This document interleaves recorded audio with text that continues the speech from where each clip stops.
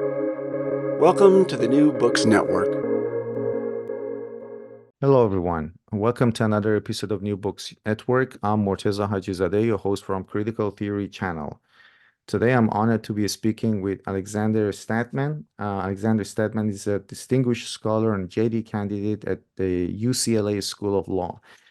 He published a very fascinating book with Chicago University Press called A Global Enlightenment, Western Progress and Chinese Science. And today he's here to talk with us about this book. Alex, welcome to New Books Network. Thanks so much. It's a pleasure to be here. Alex, this is a fascinating topic, global enlightenment. When people generally talk about enlightenment, what comes to their mind is Europe, especially France, and then later countries, for example, like England. But then you were talking about a global enlightenment and how Western progress, the idea of enlightenment or the idea of science in the Enlightenment era was developed also in interaction with Chinese science.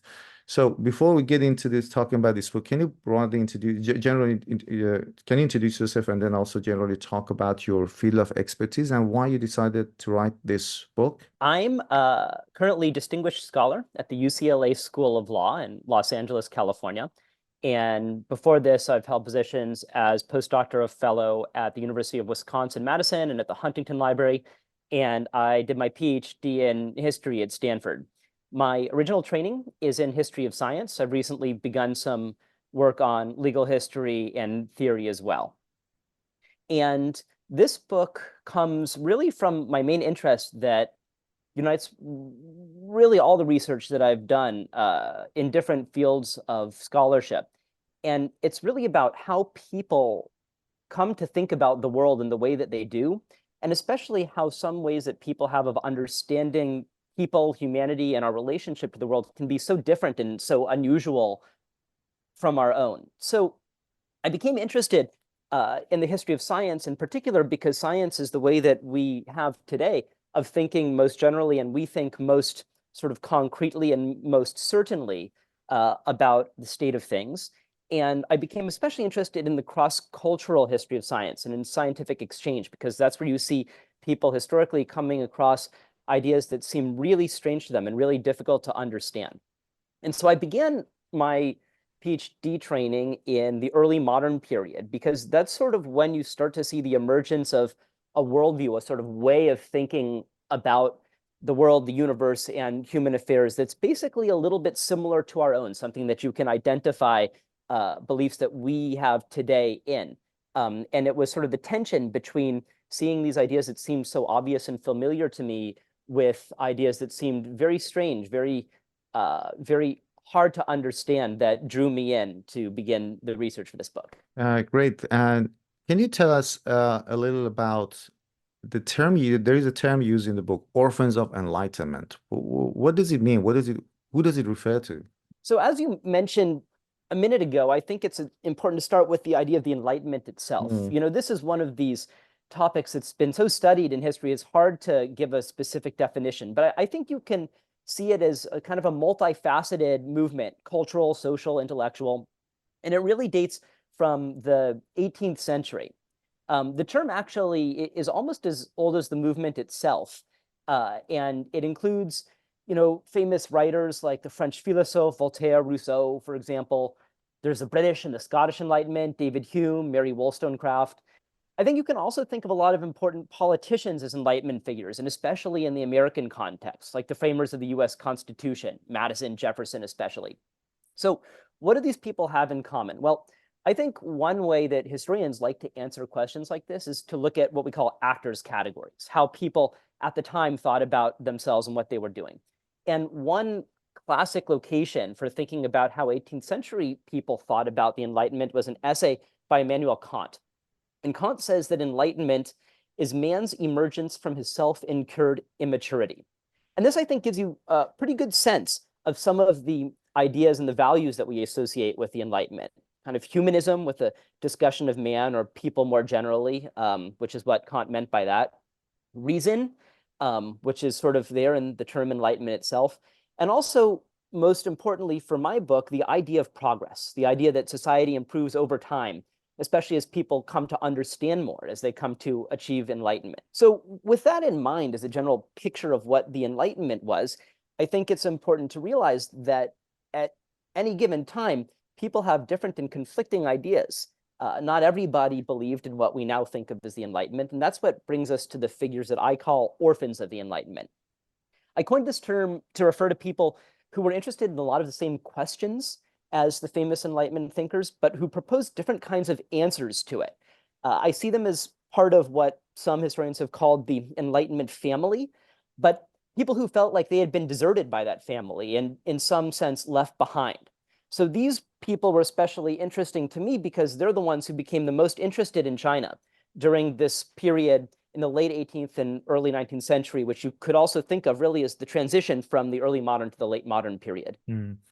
And when I was reading the book, what I really, really liked about the book was these Jesuit missionaries, this community that was in China, and they also exchanged, there was this intellectual exchange between Europe and China in the late 18th century.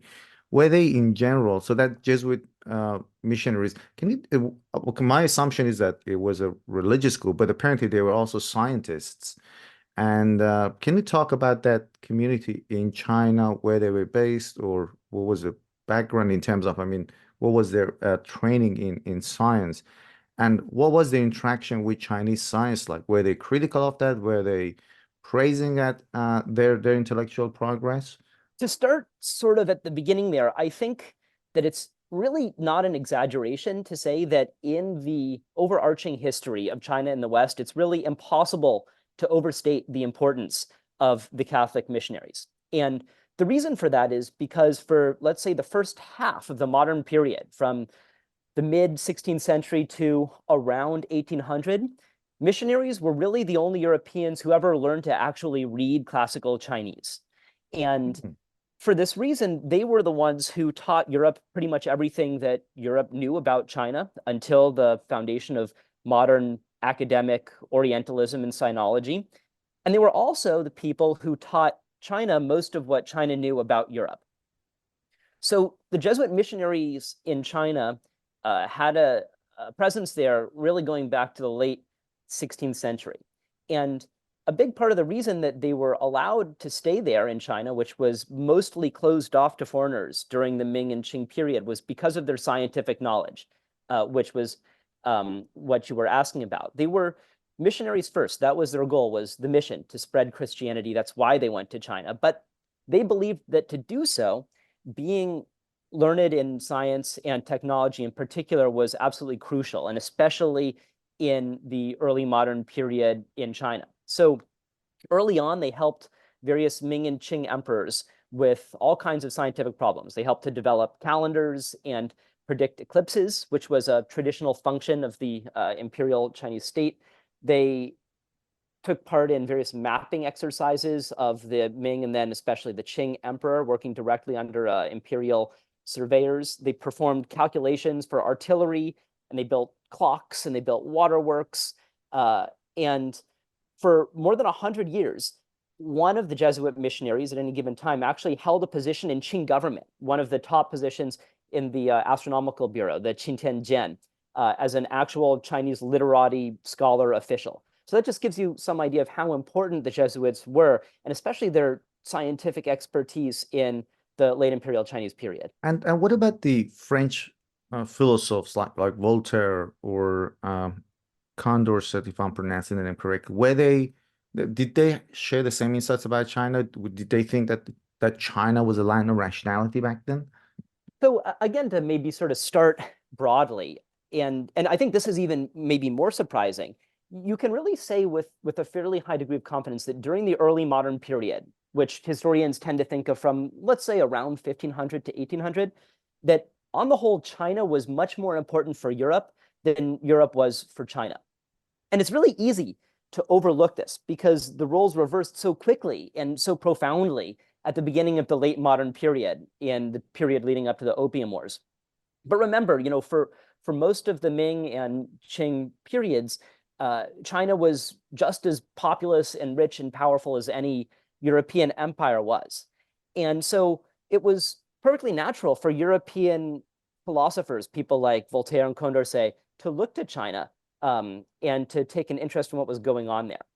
And one of the things that they found the most interesting was that China had an exceptionally rich history and culture, a written culture that went back at the very least for thousands of years, and about which Europeans at this time knew almost nothing. It had developed completely independently, as far as they knew, from their own cultural traditions.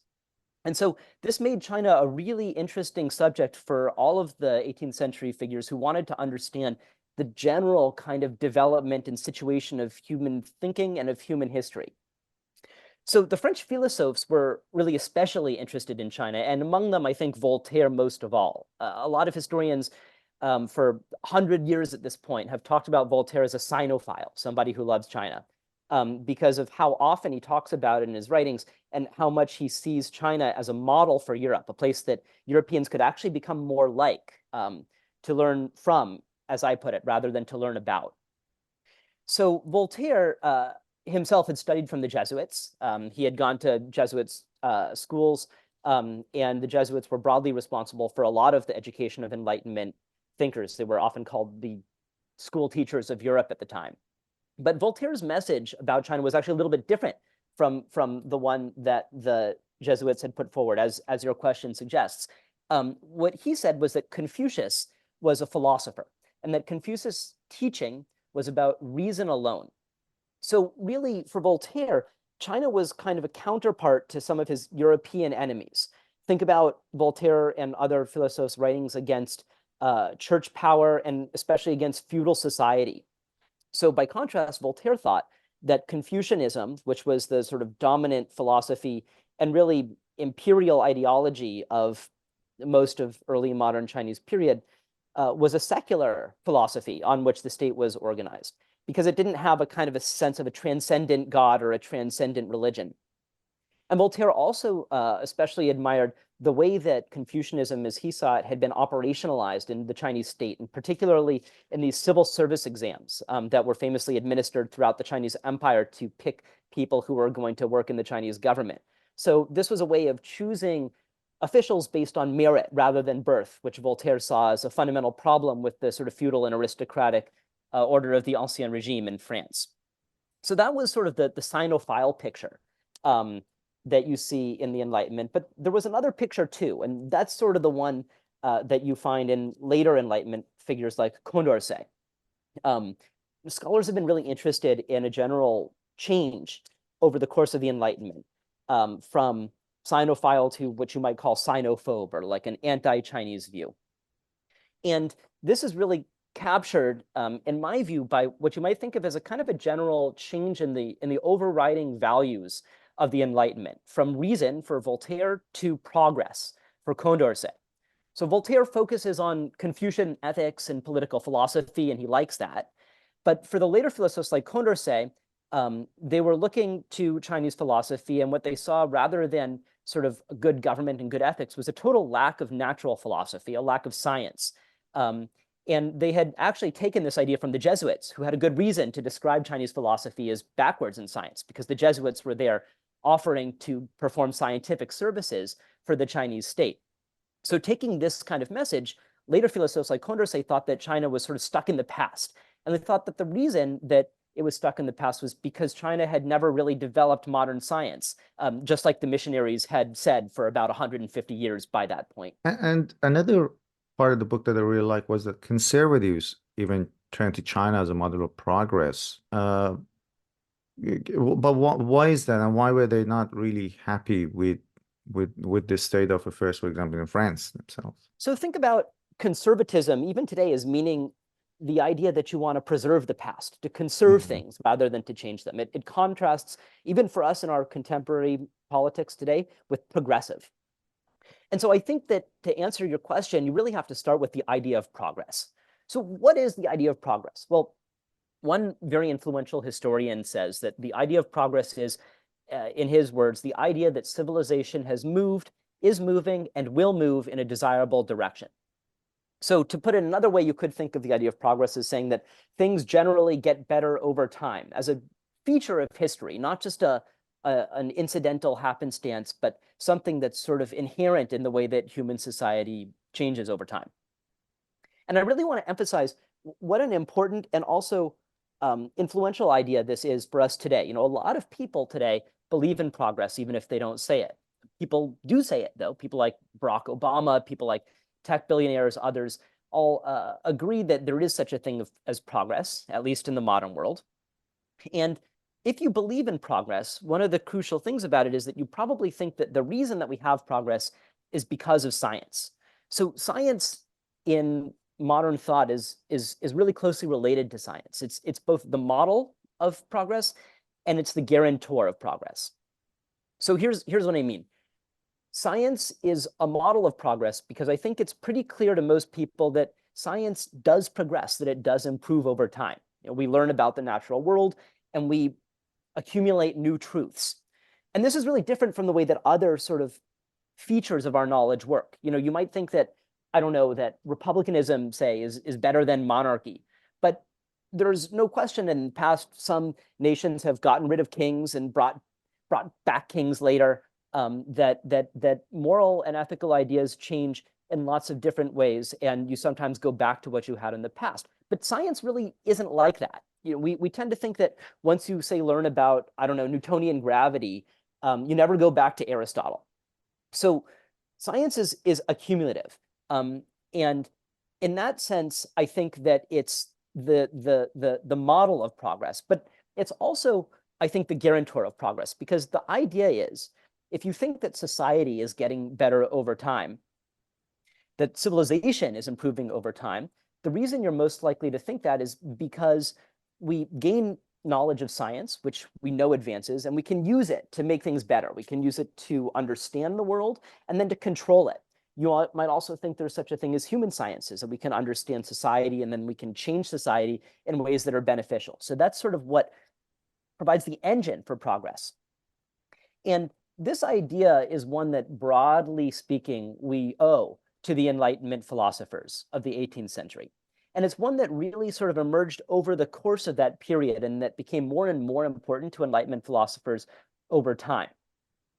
And I want to stress, too, that this idea, the idea of progress, is really not obvious. You know, you might think that everybody just can tell that the world gets better and that we discover more about science. But in fact, if you look at the course of human history, most people have had really different ways of understanding like the scope of change. And the idea of progress is really distinctive to this time and place, even though we have it now. On the other hand, that should also tell you that there were people in early modern Europe and even in the late Enlightenment who didn't believe in progress. They had other ideas about how human societies changed. And one of the crucial ways that they had of thinking about the past was an idea that historians call prisca scientia, to use the Latin term, or ancient knowledge. Sometimes it's called ancient wisdom. So this idea comes from the Bible, ultimately. And the idea is that God gave some kind of perfect understanding, perfect comprehension, perfect knowledge to the first people, but that this knowledge was gradually lost over time, that it was corrupted, and that it fell out of use and it fell out of favor. So in the 18th century, a lot of the people who believed that there was such a thing as ancient knowledge were also the people who were interested in China. And the reason for that, I think, is pretty simple. Everyone knew that China was really ancient. And so if you thought that the ancient world was where the most important kind of human knowledge was, China was a natural place to look. And that's sort of what brought the Orphans of the Enlightenment into Chinese scholarship in the late 18th century. So in the book, you have this Society of Jesus. So this group of missionaries called the Society of Jesus that lived in China. Can you briefly introduce them to us? Who are they, and was it a religious or a scientific community there? So at the point that my book begins, the Jesuits had been in Beijing for over 150 years.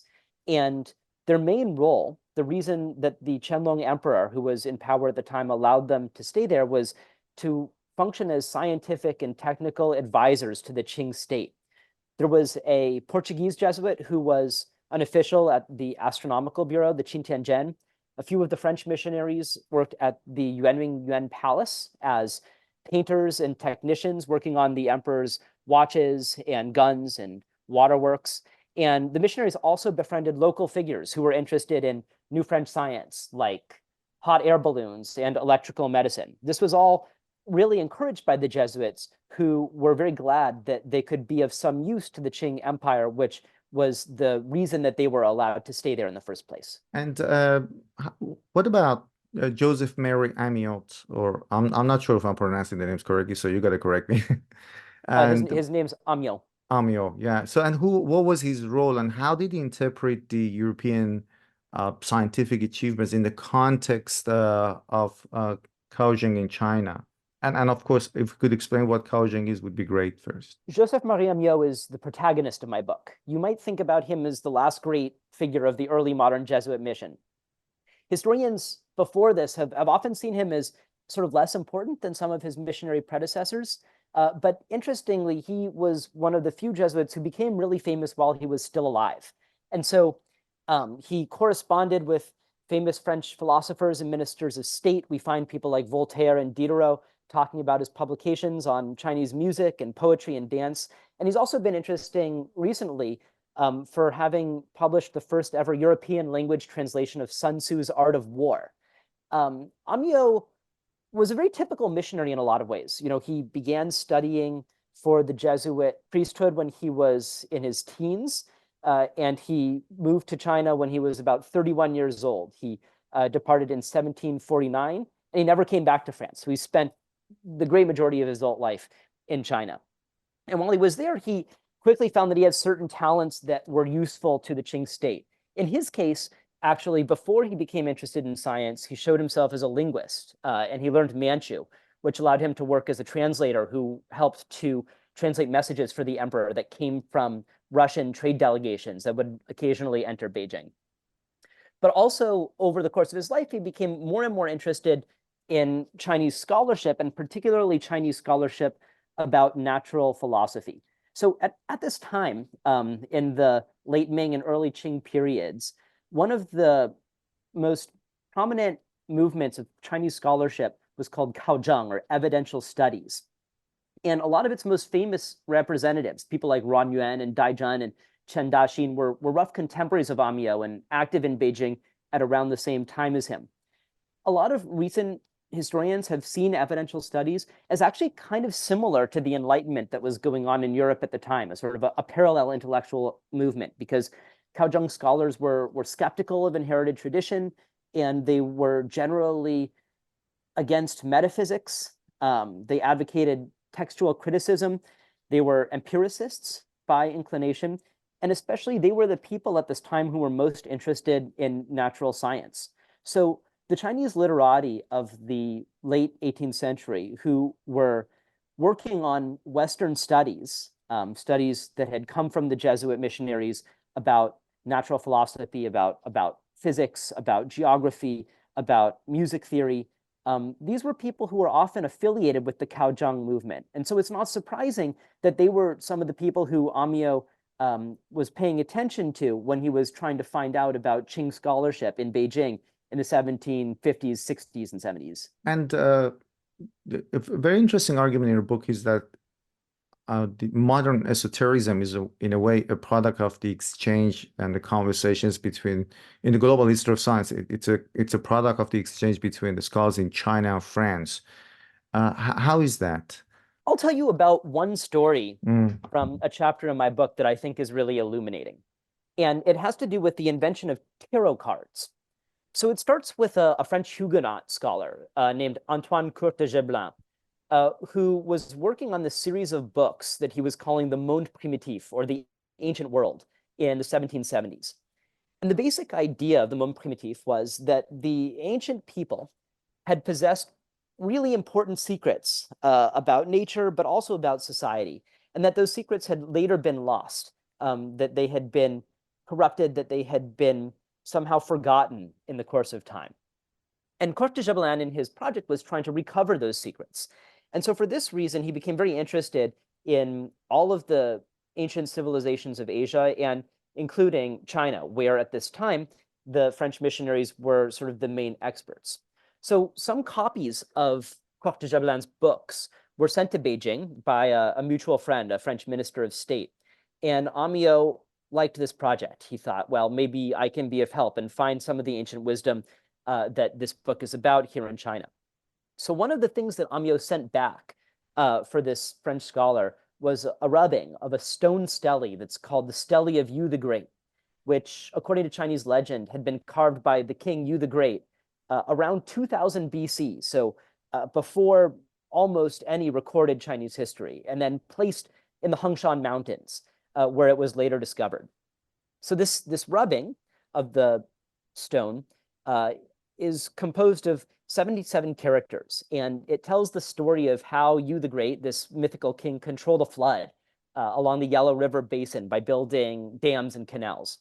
And Amo sent this rubbing for Cote de Gébelin because he thought that it was one of the oldest examples of Chinese writing and had one of the oldest Chinese myths that might have some knowledge that Cote de Gébelin was looking for, and also because he thought it might have something in common with the flood narrative from the Hebrew Bible that might have taken place, depending on your biblical chronology, around the same time.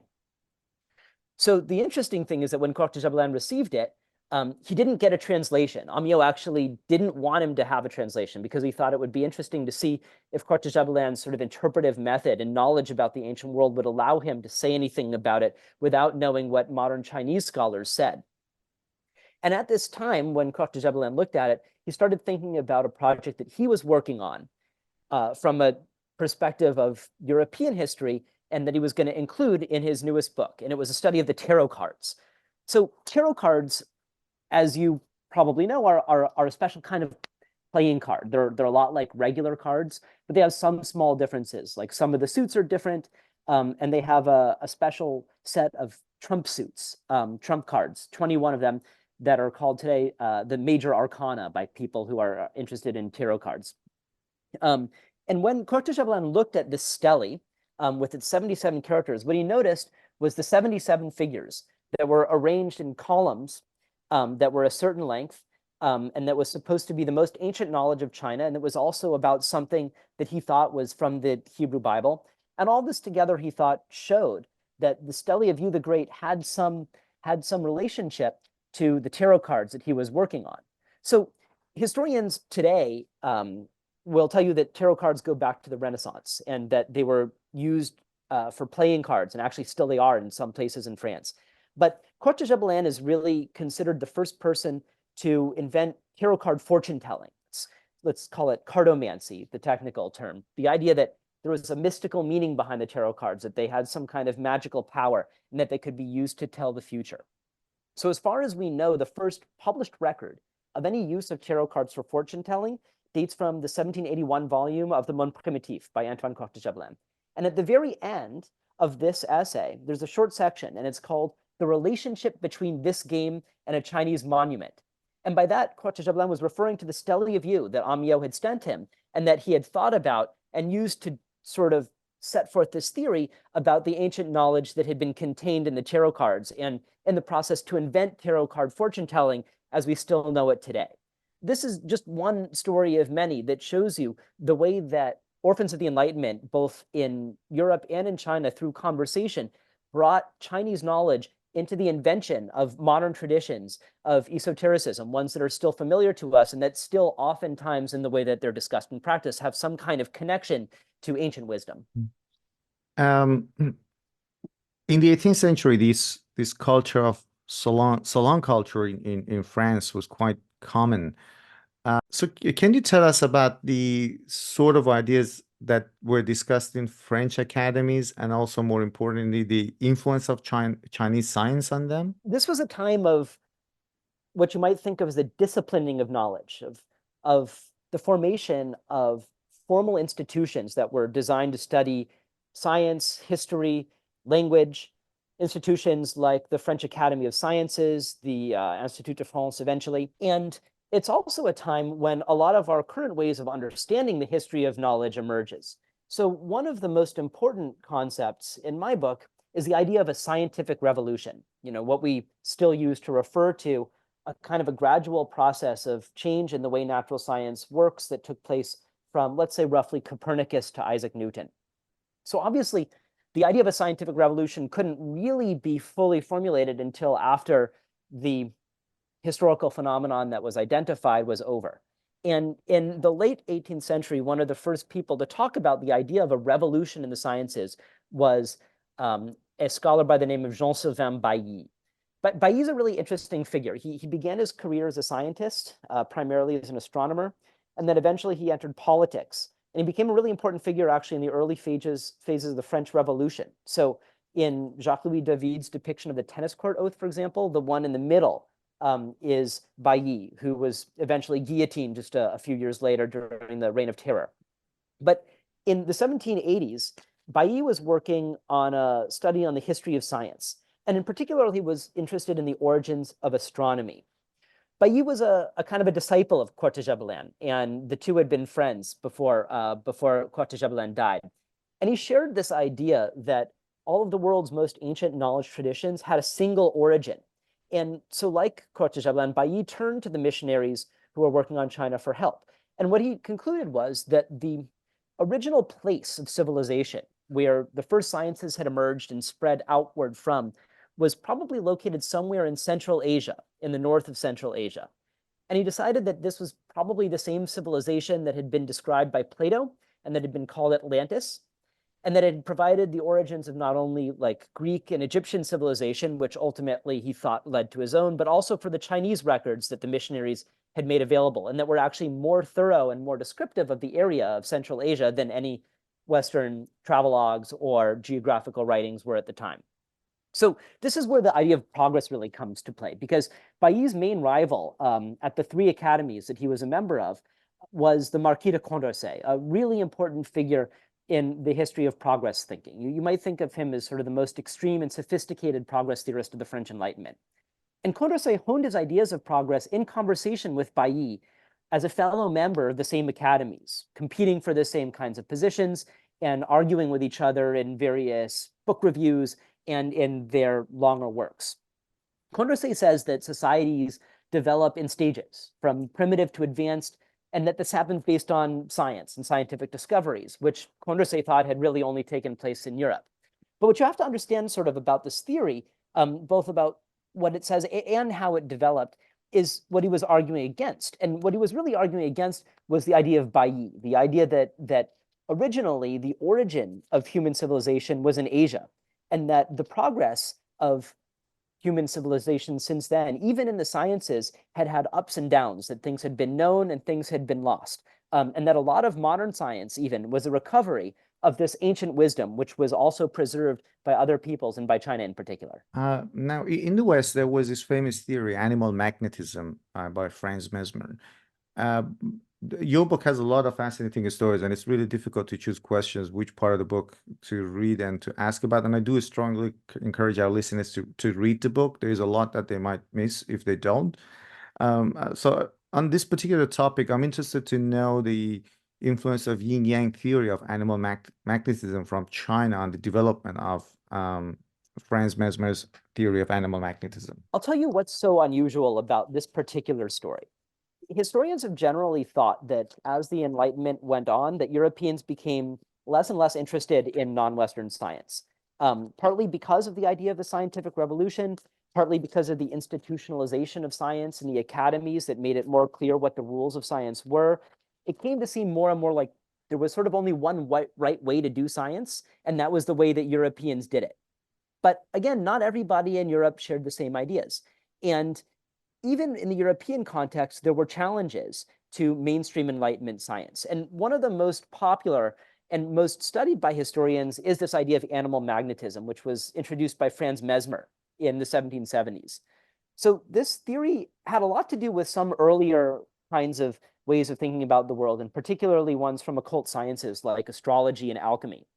Essentially, the idea is that there's a connection between all the things in the universe, between human beings and the heavens and natural objects. And Mesmer called that connection animal magnetism. It's kind of like electricity. It's characterized by positive and negative poles, and it's material. It has a force that flows through all of the bodies in the universe, invisible but powerful, and that makes them have effects and influences on each other. So for Mesmer, the most important was that you could use it for medicinal purposes to effect cures. And Mesmer himself went around Paris, we're told, in a lilac taffeta robe, performing various cures that he said were attributed to animal magnetism. And this kind of practice ultimately, by the way, is what gives us in English the word mesmerism. It comes from Mesmer and other theories that developed from him. So Mesmer was really successful in his time. In fact, he was so popular that the King of France commissioned a number of the most important scientists to investigate it, including Bailly and also Benjamin Franklin, who ultimately decided that mesmerism wasn't really working based on the animal magnetism theory. But Orphans of the Enlightenment continued to work on it. And in particular, what they noticed was that there was a connection between Mesmer's theory, the animal magnetism theory, and traditional Chinese natural philosophy. One of the most important concepts in traditional Chinese cosmology is yin-yang. These represent dualities in nature, things like male, female, sun, moon, active, passive. And they work in nature through a material aspect called qi, which is often translated as force or energy. So in Chinese philosophy, yin-yang and qi are also really important in medicine. Medicine is about controlling the balance of yin and yang in the body and of altering the way that qi flows through it. So for a period of about 15, 20 years, Orphans of the Enlightenment who were interested in Franz Mesmer's theory and animal magnetism drew from Amio's work on Chinese natural science to develop a kind of a hybrid theory, what I call the yin-yang theory of animal magnetism. And the idea actually makes a lot of sense, in the broad perspective. It says that yin and yang are the positive and negative poles of magnetic attraction, and qi is the sort of force that flows between all of the objects in the universe. And during this period, in the 1780s and 1790s, you can find a number of books on the relationship between yin-yang philosophy and animal magnetism. Some of them were widely read and became influential in later psychological studies, which also took a lot from Mesmer. So I think this story is so interesting because it provides a really robust account of nature, and it's fully cross-cultural. These people believed that they could learn actual scientific ideas from China, like not just the facts, not just descriptions of Chinese nature or lists of Chinese medicines, but actually explanations of how the world works. That's what they were looking to yin and yang and qi in order to do. And it's a pretty unique example in that respect. I don't know of many others that are like it, where Europeans really tried to read non-European textual traditions and use those traditions in order to augment their own scientific theory. And so I see this as one of the best examples of a general claim that I make in the book, that Orphans of the Enlightenment wanted to do more than just to learn about China. They actually wanted to learn from China too. And what happened to the later Enlightenment thinkers, people such as Hegel, for example? How did they engage with their predecessors' ideas? And how did they view China in terms of science and scientific progress? One of the big ways of thinking about the contribution of the Orphans to the Enlightenment is explaining a really crucial change that took place around the early 19th century. You might think of this period as the transition from the early modern to the late modern period. You might also think of it more sort of concretely as the change in worldview from Voltaire to Hegel, where I begin and end my book. The Orphans of the Enlightenment proved to be extremely influential for the people coming after them who were interested in the same kinds of questions. And this makes a lot of sense because when people in the early 19th century wanted to learn about China, the work that had been produced by Amo and by his friends and correspondents was really the most recent, and you could think like most state-of-the-art material that was around. It was really the state of the field on Chinese studies. And so the particular image that these people painted of China and the particular uses to which they put Chinese knowledge, and particularly their idea of Chinese knowledge as being a kind of source of ancient wisdom, got kind of onboarded and brought into a bunch of modern research programs. And in particular, I'm interested in how this happened in two disciplines that were really formalized in an academic setting around this time. One of them is philosophy, and the other is Orientalism. So, historians date the invention of Orientalism to the early 19th century, and this is extremely evident, even in Said's classic text. The first person who was ever employed as a formal professional scholar of China to teach and research about Chinese was Jean-Pierre Abel-Rémusat, who took up a position at the Collège de France in 1815. And Abel-Rémusat is often seen as kind of more scientific and more professional than his predecessors, but he actually took a lot from them. And I'll give you one example. Abel-Rémusat read the works of the missionaries, including Amo, and he became convinced that the Hebrew Bible was actually prefigured by some of the text in one of the ancient Chinese books, the Tao Te Ching, or the Book of Changes, which is attributed to the semi-mythical sage Lao Tzu. There's this passage in the Tao Te Ching where Lao Tzu describes that which cannot be seen or heard or touched. And Abba Remuza read this, and he said that the Chinese words taken together for these ineffable qualities, yi, xi, and wei, yi, xi, wei, were the same thing as the Hebrew name of God, the tetragrammaton, Yud He Vav He, which is read Yahweh or Jehovah. Abba Remuza thought that this name of God, which was sacred for the ancient Hebrews, was a kind of a common Eastern wisdom, he called it, that ancient peoples all across the world had shared in common. And so I tell you this to give you an example of how modern Scientology, even in its sort of institutional formalized sense, was really founded on this idea of ancient wisdom that had been developed by the Orphans of the Enlightenment, and that you can find also in the epigraph to my book, in which Abba Remuza says that man is a child born at midnight. When he sees the sun rises, he believes that yesterday never existed.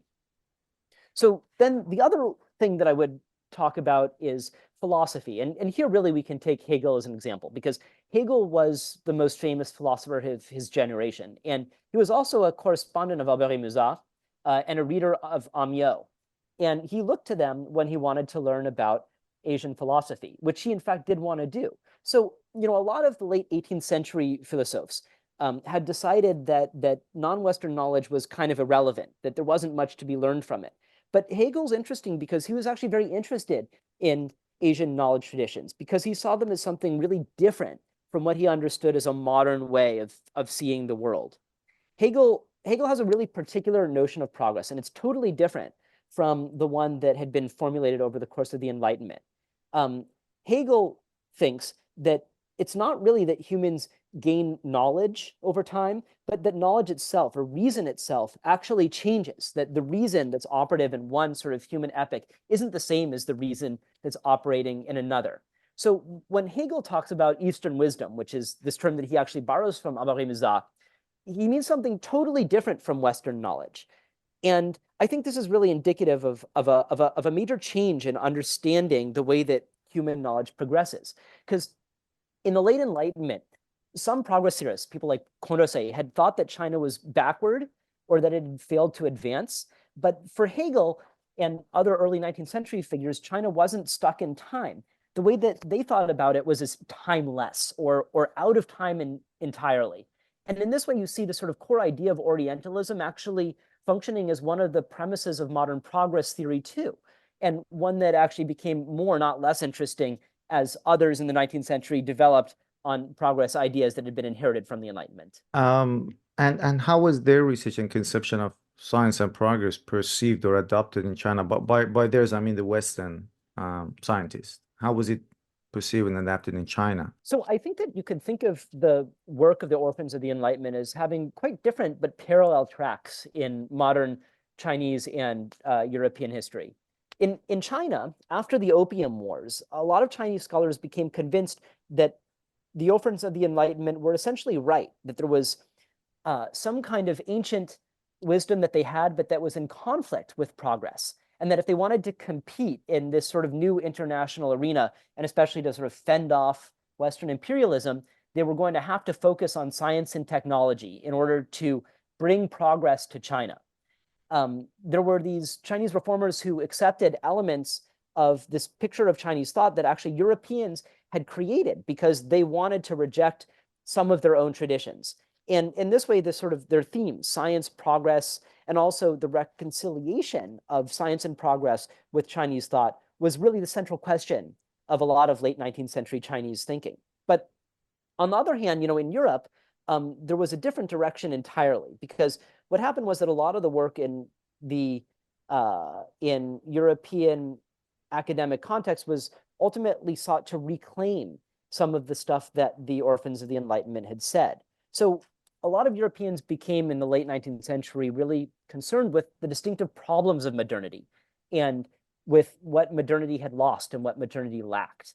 And some of them looked really directly to work by some of the Orphans of the Enlightenment figures. I think you see their influence most directly in some early social scientists, for example, like Max Weber, and also early psychologists like Carl Jung. But I think actually maybe it's the informal influence that's the most intriguing. So, if you today walk into a bookstore, you're going to find that there's books on yin-yang philosophy and on Taoism, and they're still going to be in the exact same section as the books on tarot cards and on Atlantis quests. And for this, I think we really have the Orphans of the Enlightenment to thank. They're the first people who put those ideas together, and they did it because they were trying to think about what progress means. So the way I see it is that this way of thinking about progress, about change over time, about what's gained, but also what might be lost is really still with us today. And a problem that's only going to become, I think, more important in the future as we think about the role that science and technology are going to play in our own sort of cross-cultural and increasingly kind of interconnected world. Alexander Statman, thank you very, very much for sharing your thoughts on New Books Network and talking about this wonderful book. The book we discussed was A Global Enlightenment, Western Progress and Chinese Science, published by Chicago University Press in 2023. Thank you very much for your time and sharing your ideas with us.